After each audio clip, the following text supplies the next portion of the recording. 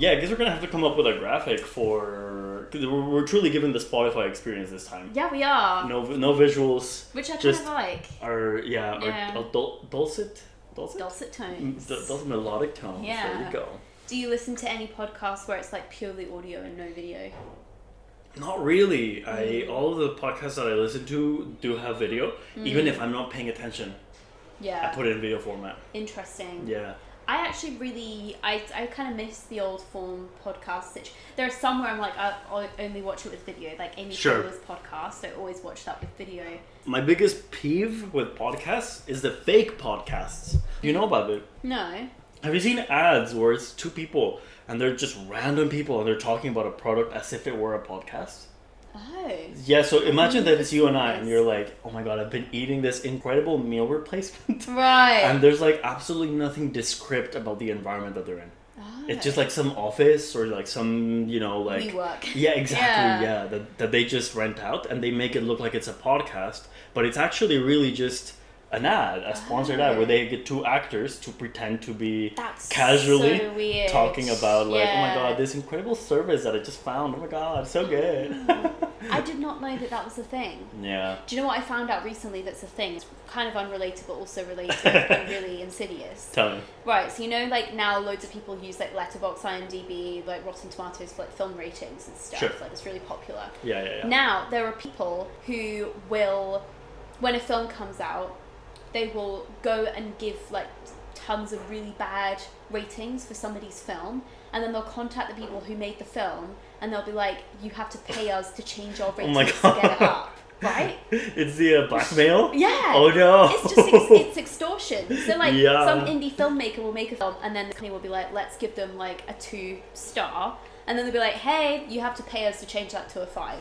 Bro, so it's like, the Letterboxd Mafia. Yeah. So it's like literally not even in control of like the audience to rate these films. It's like a bunch of bots and like companies that are like paying people to try and, because they know that the ratings are so important that they will. Oh my god. That's crazy, dude. Yeah. That's wild. Horrible. Are you still on Letterboxd? I am. Slaying every day. Reluctant. I don't really post that much on there. I think I only post on there when I'm like, you can tell I'm like going a bit crazy, and then you'll see like an onslaught of like really terrible reviews. I really like your Letterboxd. In fact, it was like the reason that I downloaded the app myself so that I could read your reviews, because they were either really insightful or really funny. That's so stupid. Or both. Recently they've been stupid. Yeah. But then I forgot my password and no. I just deleted the app and I'm like, can't be bothered to get back in. Yeah. Honestly, fair enough. I don't see like, I think you have to really curate it, otherwise you just see rubbish on there now. It's kind of difficult. But anyway, I guess we should get into the movies of today. It's been a minute since we recorded. It has, yeah. But the last time we recorded was like the crazy May heat wave. Yeah. Yeah. That's crazy. Yeah. I'm still enjoying the heat though. Yeah. Still enjoying the temperature. It is nice. But yeah, cool. So this was your thing that you brought. Yes. So do you want me to set a timer for you? Sure thing. I'll keep it short and sweet today. But yeah, the theme of this episode is avoidance. Or as they say in France, avoidance. Is that how they say it? No. I love it when you talk French. Yeah. It is how they say it in France if I'm in France. Right. This is how you interpret French when you're in France. So the theme is avoidance. I chose it because at the time it felt very relevant to my life.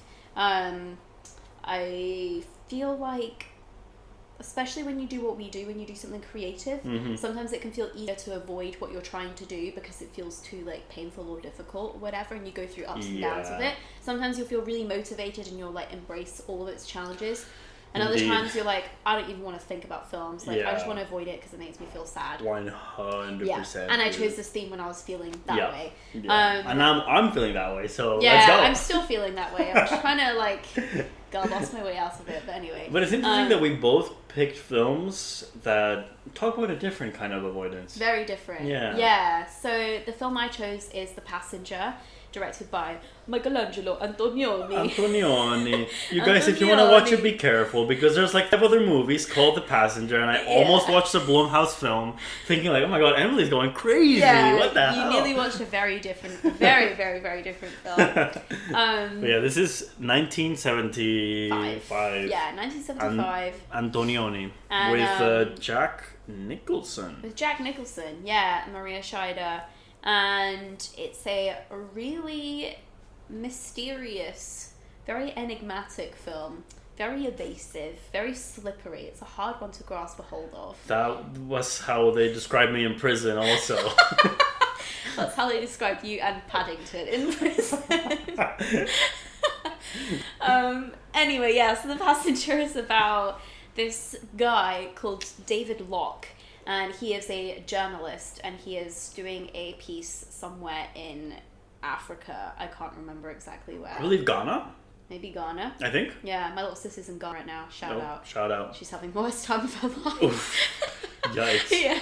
But I think there's also the Chad government at some point. Yeah, there's something to do with I think they go to a couple places. Yeah, they do move around. But David Locke is traveling. He's doing this piece. It's not going very well. He goes back to his hotel and he meets this other guy there called David Robertson, and they both have a little chat, and then that night David Robinson dies. He passes away in his sleep. Rip. And then David Locke, mysteriously, very surprisingly, decides, oh, what if I just assume the identity of this dead man and completely escape my old life? And that's exactly what he does. He swaps the passport photos, he takes all his things, and he decides to pretend to now be David Robertson and trick everyone into thinking that David Locke, who he really is now dead. And then he basically just travels around the world, and he gets into hijinks. Yeah, he gets into some pretty like bamboozling situations, because he finds out that the man whose identity he has taken was actually an illegal arms dealer. And now he's in some kind of dangerous situation and in a very dangerous line of work. And it's about him trying to fulfill the duties that this guy had, traveling around to try and meet people and do these deals.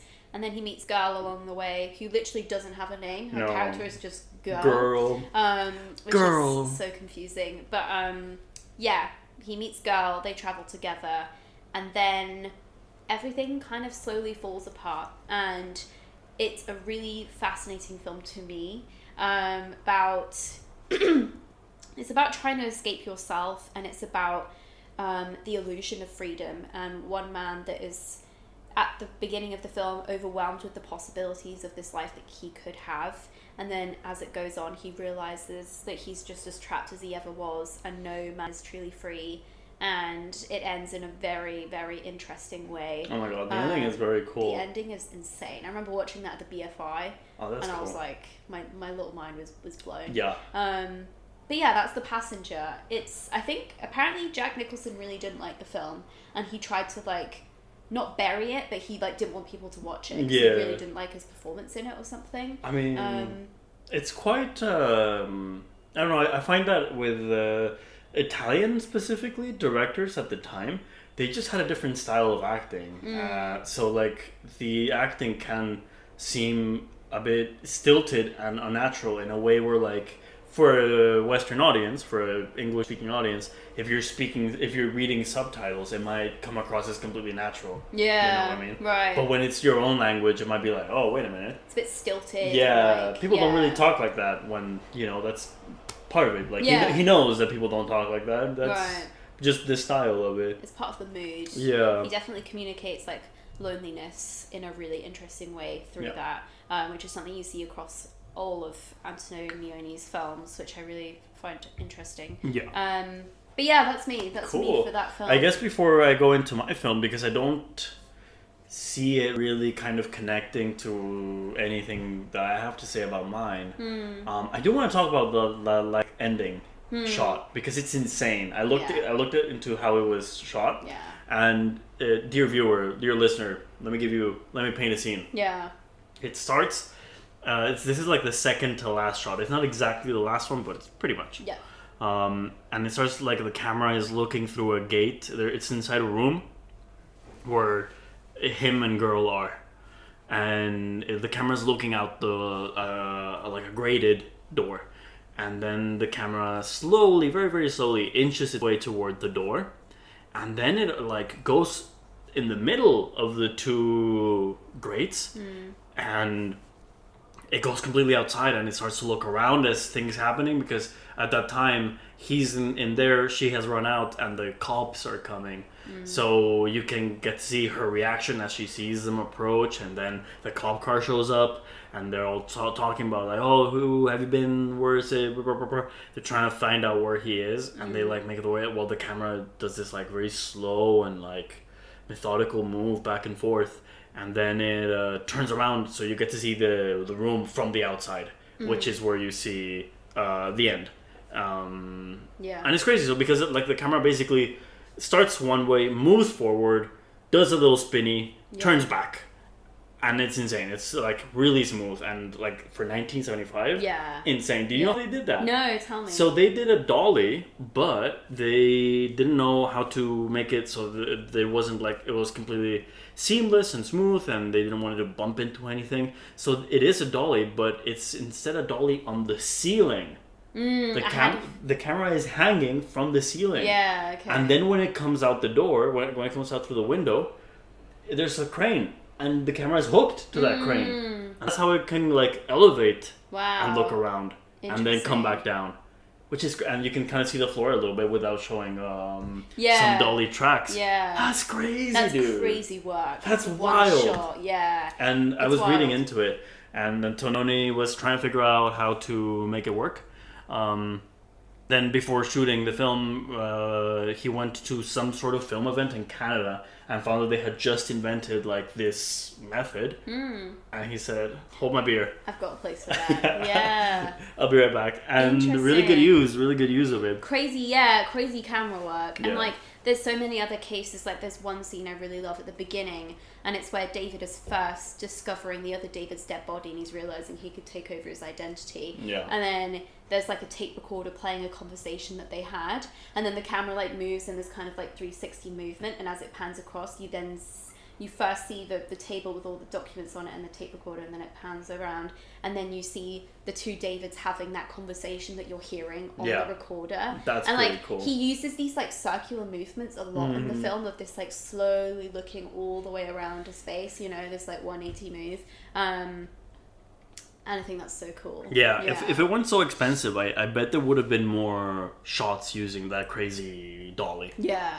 Because like, I bet it was insane to pull off. I bet it was so stressful. Yeah. Oh my gosh. And also they're like in the desert, and it's hot, and it just looks like it was a stressful, as you said, a stressful shoot. Yeah. I mean, it paid off. It's really good. Yeah. I didn't fully connect with the film in many ways, but technically, it's not only really good, it's also really creative. Like what you were describing and the last scene and stuff, I was like, oh, there's a lot going on here. Cool. Yeah.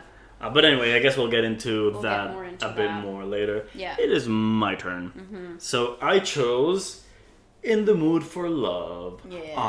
Wong Kar-wai. What year? 2000? 1990 something? I'll look it up. Is it turn of the millennium? It's 2000. Right, okay. 2000.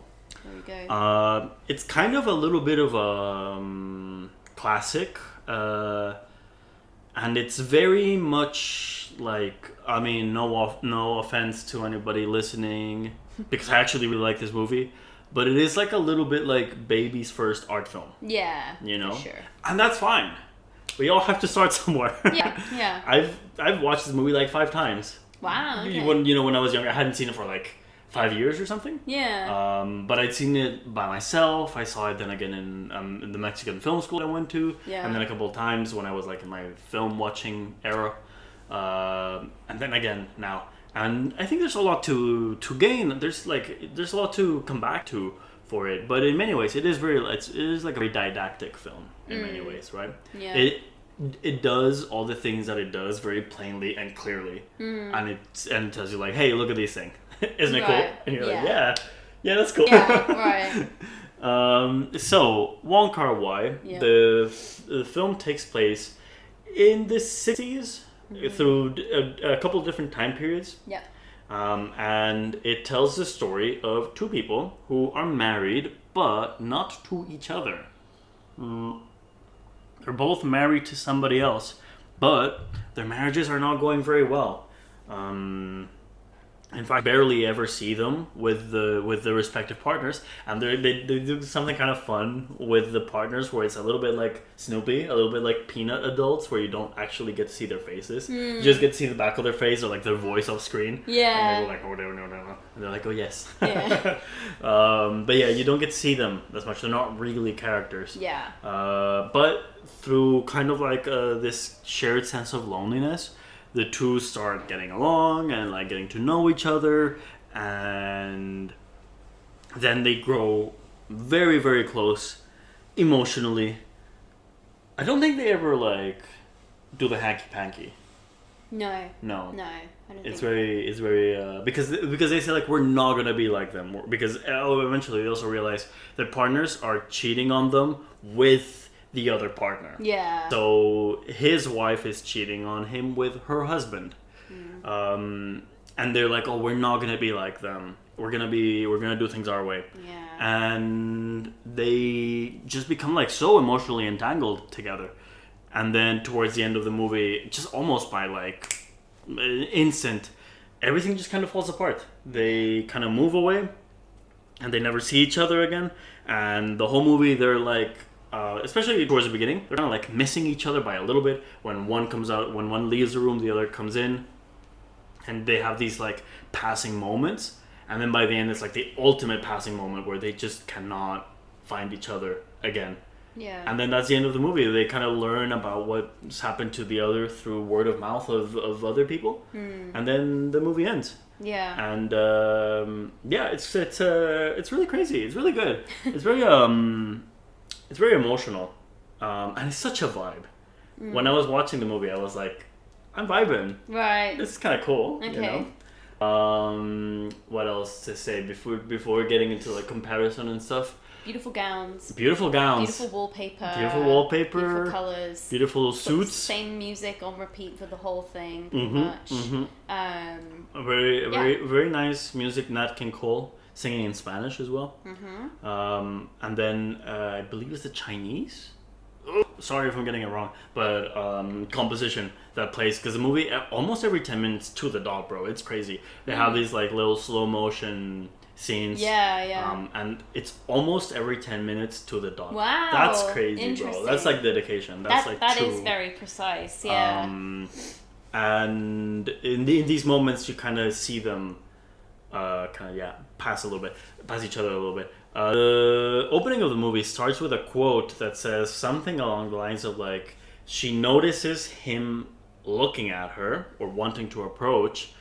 She bows her head to give him a chance to approach, but he's too scared, so she leaves. And that's kind of like encapsulates the point of these slow motion scenes. Yeah. To be like, there's this moment, there's this chance where the two can connect, to be intimate, to really be with each other, but then because of their own boundaries, because of their own hang-ups or whatever, the moment passes by. It's fleeting. And it's just gone. Yeah. And now there's this beautiful moment towards the end of the film. It's my favorite part, where for some reason they are in the Angkor Wat. Well, he is in the Angkor Wat, and it's after they've kind of parted ways. And the whole movie, you're in these like little claustrophobic rooms and these like hallways, and it's all like so closed in, and all of a sudden you're in this like old ancient temple with a wide open sky, and like I was reading an interview with Mr. Wong Kar-wai, and he was saying how the whole film is about like the present and how quickly it is, and you know, the moment, as we just said, the moment is there, and in a moment it's gone and it's over. But then you compare that to like the deep time of ruins of like these ancient buildings that were like in their heyday someday, and now we only have like the vestiges of them. Yeah. But they're still there, right? So you have this comparison between like ancient time, we don't know what their day-to-day life was of the people who live there. Yeah. And then we have the minutia of these two people and their emotional journey. So you have this comparison to do, which I think is kind of like really, really cool. Yeah. And I can talk more, but I guess let's let's get into these. Floor. Yeah. So I guess let's start with avoidance, like with the theme itself. Yeah. What which one do you want to start with? Yours, mine? Well, they both manifest themselves so differently, which is why this is quite interesting because. Well, I want to know why you chose In the Mood for Love for avoidance. Okay. Well, as I said, it's very didactic. It's not very deep what I'm about to say. It's pretty obvious. But they have this dynamic where like it's kind of fucked up really when you think about it. Because what they're doing, bro, is they're just trauma bonding. Yeah. They're hardcore trauma bonding. That's true. And they start doing this thing towards the like latter half of the film where they start kind of role playing situations with where one of the partners, well, one of them pretends to be the other one's partner. So like one scene where she confronts him of cheating, but it's actually her lover / friend in the room, not the actual husband. So they have these scenes and they have these conversations and they, talk about their feelings, which should be oriented towards one person, right? Their actual partner. But instead, they talk about it to the wrong person. She avoids having a conversation with her husband in favor of an easier conversation that she can have an out with and that she's actually like emotionally vulnerable with this other guy who is like actually there for her, Yeah. And I feel like the title In the Mood for Love kind of touches on this a little bit because these two people, they connect because they're both in the mood for love. Yeah. Roll credits. Yeah. They're both like wanting to be loved and loving more so than the other person, right? They like each other fine, but I don't know if they would date or if they would be that interested in each other if they weren't put in the same position of being lonely. Right. We were talking about the other day about dating with intent, and I feel like this kind of like touches on that a little bit in the sense that like these people really want this connection almost to the point that who this connection is with is a bit unimportant. Right. Yeah. The other person is there, and that's what they're after. So yeah, anyway, to bring it back to the topic of avoidance, they have this difficult situation, and instead of tackling it head on or confronting their feelings or sublimating their feelings into something greater than themselves or making art or a divorce or whatever, they just repeat these cycles and these conversations with somebody who in a way is a little bit disposable to them. Yeah. I was reading and I was like, I was reading an interpretation of this film and it was like, they're not using each other, but I'm like, they kind of are. Yeah. But it's the way that you do though when like, for example, when you first start uni and you might just make friends with someone on day one because you're lonely and then you're kind of like survival. Yeah, it's like survival. It's like, okay, I might not like this person like that much, but like we're both just like chatting because we're both like, we're stressed and scared and it's the first day of school kind of thing. Or like if you go to a camp and you're like, okay, I'm just going to sit with these kids and they're all feeling the same, it's like that. So it's kind of, like but imagine doing that as a bunch of like 20, 30-year-olds. Yeah. Come on. Yeah. Come on now. It is interesting. Yeah. They're avoiding the rejection or like the pain of what's really happening in their marriages through each other. And like there's even a point where she cries because she confronts her husband through roleplay of the cheating, but she still doesn't do anything about it. She has this difficult conversation where she pretends to confront him, and then she still doesn't. Yeah. And I'm like, damn. Why do you think both of them are so afraid of? In many ways, I feel like the movie touches on like societal norms and expectations. Like she dresses up really fancy, and even the lodger people. Wait, lodger? No, lodger is the people who stay. Landlady. Yes. Yeah, landlady people are like, oh my god, she dresses up like that to get noodles. Yeah. She's crazy. Yeah. She's so quirky. She's so wacky, that girl. Yeah. So like there's this like third character basically, which is the crowd, right?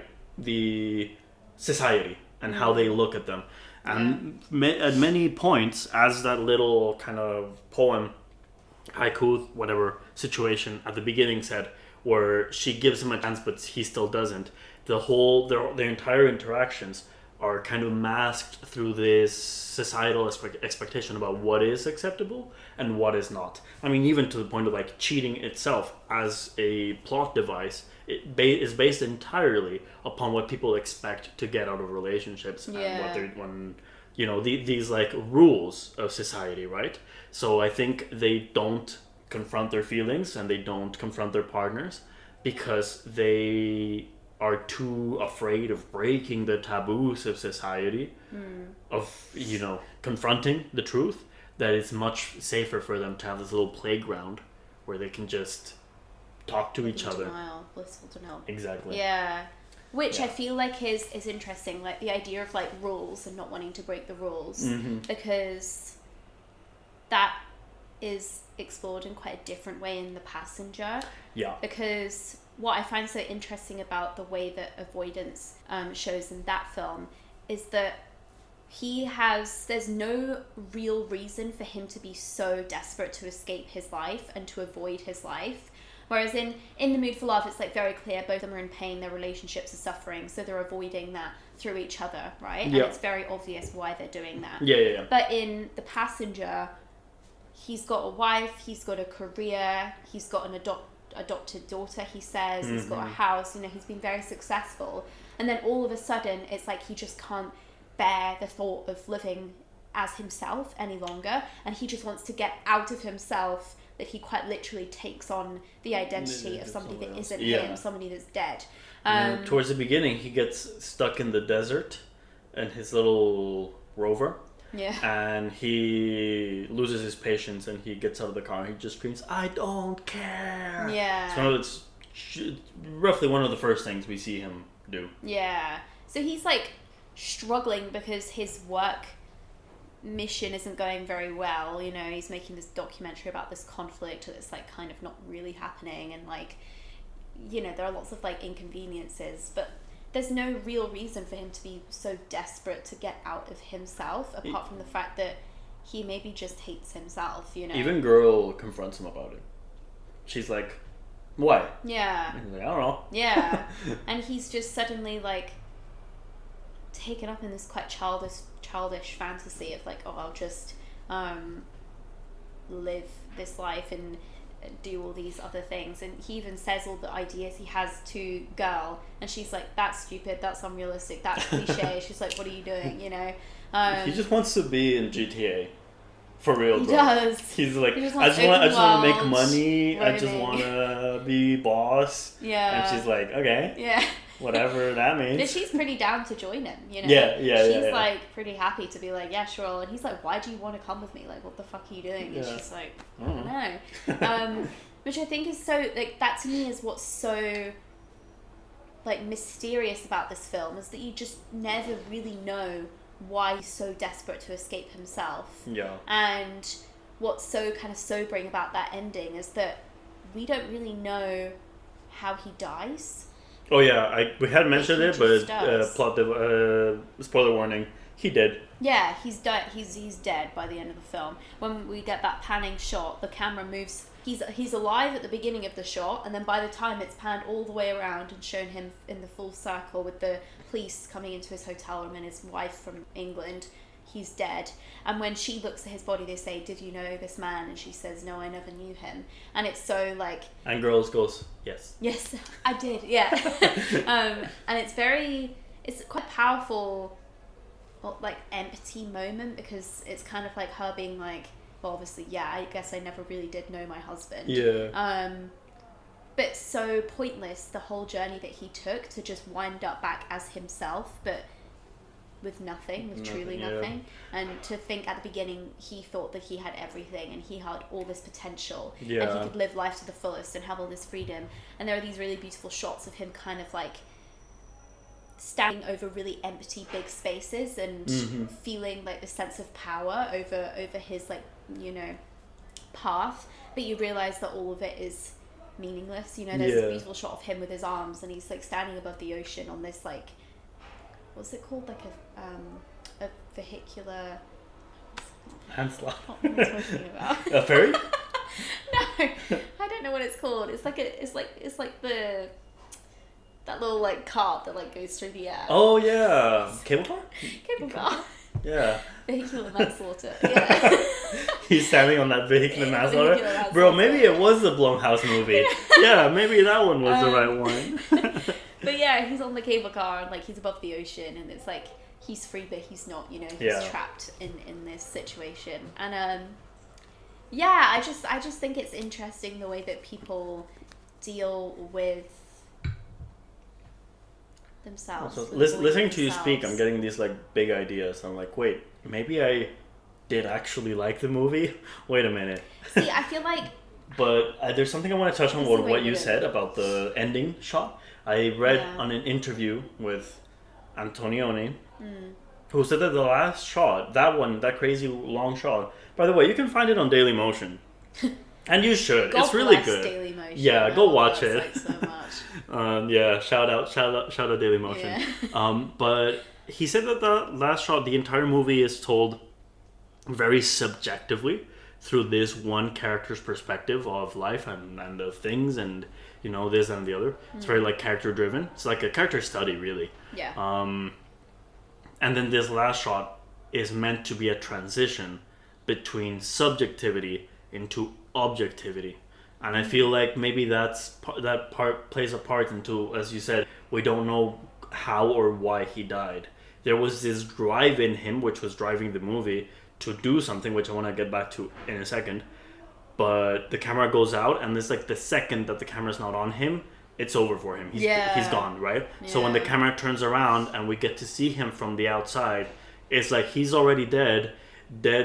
His death happened a long time ago, and it just took a while for it to catch up to him. Yeah. And then the last shot, the proper last shot, is just this like wide shot with like, I don't think there's any characters in it, or the characters that we know. It's just background. It's just like background people, and it's just like the car is leaving, and you see the sunset a little bit, and that is like, in my opinion, pure objectivity, in the sense that you're just showing a landscape and action of people doing normal things with no story meaning to it. Yeah. So in that way, the last shot and his death functions as a way to transition into subjectivity to objectivity, which I think is kind of cool. I think it's kind of fascinating as a little like philosophical film experiment. I'm like, that slaps. It's very true, cool. Yeah, because it's like the whole film we're living inside his fantasy, and maybe Girl didn't even really exist or wasn't even, maybe that wasn't a real relationship. Maybe this is just his fantasy of like, because he keeps saying to her like, why are you even with me, you know? And maybe it is just this like dreamed up version of like, you're on the road and you have this beautiful girl with you and she just willingly goes off with you and like falls in love with you in the matter of like minutes or whatever, because at the end she says, you know, they say, oh, did you know him? And she says yes, but it could just be like, oh, I just saw him in the hotel. Yeah, like I know who he is. I know of him. Yeah. I feel like this is the second time in our podcast where we talk about a film where a girl is following a guy and he doesn't know why. Can you am I imagining that? I'll think about it, see if I can remember what the other film was. But anyway, talking about what you said about avoidance and then these like big things and comparing the two, I believe that the conflicts in The Mood for Love happen because of societal rules, right? And what is proper and what is not, and what is expected of a wife. I mean, there's even landlady makes mad comments to the woman to be like, oh, you should cook for your husband, or oh, you should do this, or it's good to do that, you know, like there's like mad pressure on what a wife should be, whereas in Passenger there's a lot of capitalist pressure, right? Like his real hang-ups in life come from work, come from his ability to make money and to be gratified and feel like he's making a difference and an impact in his work. And then later when he assumes the persona of this other guy, and he knows that he's an arm dealer and he actually sells some weapons kind of and gets a lot of money, suddenly he feels like this like he feels like he's liberated. As you said, he's not really. But when he goes into this money, he suddenly feels like he's actually the free man that he always thought that he could be. So on one hand, you have like societal interpersonal relationship pressure, and on the other, you have capitalist pressure to make money and to have a life and to be socially mobile and to also be like an interesting person through your money and through your career. Which I think is interesting. Completely unrelated to the topic of avoidance, but I think an interesting kind of like difference in the movies. Well, and how they do. Because I guess like through work and through capitalism, we avoid something in ourselves. We can become detached from our humanity. Well, and kind of like a responsibility to ourselves, right? Because I know a lot of people, I know a lot of men who are like, oh, I just kind of want to make money. Yeah. And they don't actually care about how or what they do. I mean, it's not only men. I know of women. Well, I'm thinking of one in particular who's underage, but you know, like she's going into the workforce. Yeah. She's going to university. Very outwardly saying, I don't have any passions. I just want to have money. Yeah. And in a way, capitalism helps you soothe the fear of what am I supposed to do with my life with the answer of just make money. Yeah. But it's interesting that the film is called The Passenger, right? But like at the beginning of the film, the title implies that he becomes a passenger by taking on the identity of somebody else. Sure.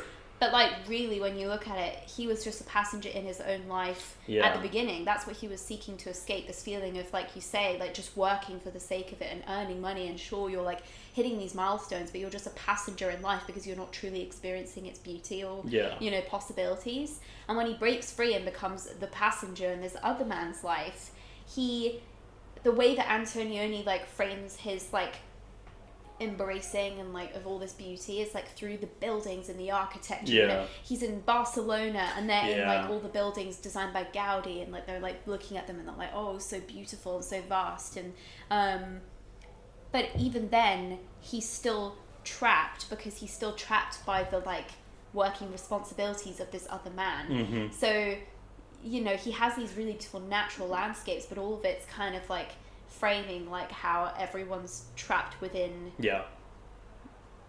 Because he does like a weapons deal and something or other, but then these two government officials basically start chasing him to find him, which kind of what like sets off the last third of the film. Yeah. But yeah, that's true. You know, when you were talking about The Passenger, I was, you know, like a film that combines both the emotional trappings as well as societal trappings and has a theme of the passenger is Stephenie Meyer's The Host. Oh, for God's sake. I've never seen that. I've never... Oh. Yeah. So you want to talk about Passenger? Let's talk about The Host. Into it. Yeah. No. There was a time when I was like a real Saoirse Ronan stan, and this is before the word stan was a thing. Yeah. And I just watched it and I was like, well, that was that movie. She got paid. Very good. She got paid for that movie. She sure did. Good job. Yeah. But yeah, cool. I guess maybe... Do you want to leave it there? Yeah, I guess you can wrap up if you have any other final thoughts. I will say, actually, I never said this. I don't like In the Mood for Love. Oh yeah, I wanted to ask. Tell me why. I don't like it. It's funny because you say that it's really emotional to you. To me, I feel nothing when I'm watching it. Well, nothing. Let me clarify. I think it's very emotional in a narrow kind of way. Like it's one or two feelings explored really thoroughly and repeatedly, and they mull it over time and again, but it's not the wide breadth of emotions. And I feel like a lot of the movies that you like, for example, the one with the cinema, Goodbye Dragon Inn, in many ways is similar. Like if an alien saw the films, they might even think that it's the same film, right? Because they like kind of, they're like, you know, similar-ish. But I feel like the difference is in like Goodbye Dragon Inn, you get these little vignettes into all these different experiences and emotions and thoughts and relationships, whereas in The Mood for Love, it's just one. And if you don't find it compelling, that's it. Right. You know, like it's over. Right. And I'm really passionate about romance. I love romance. I kind of want to write one. You know what? This weekend I'm gonna go on a trip. I might as well write a romance. Why not? Do it. Yeah, while you're on the train. But like, what's important about the romance, what it actually everything hinges on, is that you actually care. Because if it's about these two people who you think, oh, they're lovely, you know, they're really nice, but I'm not invested in this. Yeah. In this, like, in their unique, like, non-life threatening issues. Yeah. Because, you know, when it's a superhero, right? The bad guy is gonna take over the world. Okay. When it's the mafia, you know, like, oh, they're after you if you do this. But when it's just a romance, if you don't care about these people's relationship, then what else is there? Yeah. And that's my issue with it. To me, In the Mood for Love, it feels like a visual poem. Where it's like, okay, it's got all these different stanzas and it's got the chorus that keeps coming back and like certain kind of links that ties it all together, right? And like, beautiful to look at, obviously. But when I watched it, I just came away from it feeling so disappointed because I thought it was going to be this like intense, burning, pining love story. And really all I got from it was like tepid. It's really tepid, like nothing's really acted on. They barely speak. And like the dialogue is so like it's not. But that's feel very. I feel like it's done a disservice because it's not love. It's just in the mood for love. I get it. I get it. You know? Got him. No, I wouldn't. I do see it, but I 100% like know what you mean. Yeah, and for me, like it's also done a disservice because like this movie's really hyped up, and I think it is because it's very accessible, right? Like. As I said, it's very easy to get what it's going for, and if you get it, then you're good. You've got it, right? Yeah. You don't have to mull it over too much. But friggin' Prince Charles is showing it every day. Yeah. 5 times. I know. So, like, calm down. It's basically just the Wong Kar-wai tribute house. Yeah, the Wong Kar-wai. Yeah, because they love Wong Kar-wai over there. But it's a shame because his films have never... I've not really liked a single one of his films. Yeah. Roast him. Which is a real shame. Drag him. Yeah, I'm sorry. I really hate to say it, but for me it just doesn't feel like there's any true, like, emotional depth or, like, real I feel like we should do an episode on him, but and we only pick movies that neither of us have watched. Yeah, see, I've not seen, like, Fallen Angels, and I know I should neither. watch it. Oh, okay. Maybe that could be interesting. Yeah. Spoilers in the comments, please. Yeah. I do know that it's a gay romance, but that's all I know. How disgusting. Yeah, I know. Oh, no. And in Pride Month could not abide that. Could not abide that. Anyway, that's cool. all I know about it. So, yeah. So maybe coming up Sunday. Yeah. Wong Kar-wai special. Potentially soon. Sponsored by the Prince Charles. Yeah, will he make it out alive? Let's go. We'll see.